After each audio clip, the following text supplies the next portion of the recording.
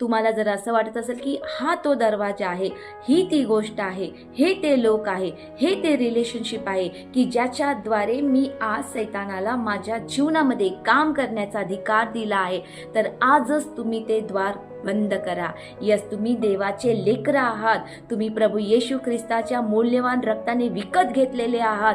शैतान कधीही तुम्हाला हात लावू शकत नाही. परंतु जर तुम्ही त्याला तो अधिकार देत आहात, तुम्ही असे काही दरवाजे उघडत आहात की ज्याद्वारे शैतान तुमच्या जीवनामध्ये काम करू शकतो, तर आजच ते द्वार बंद करा.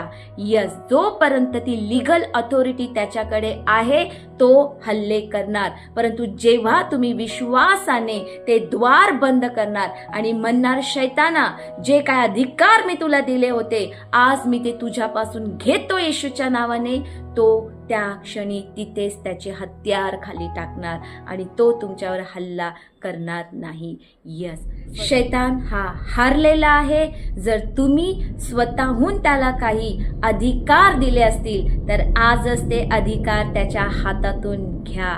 यस, तुम्ही देवाचे लेकरं आहात. वचन सांगतं की देवाच्या अभिषिक्ताला कोणीही स्पर्श करू शकत नाही. हालेलुया.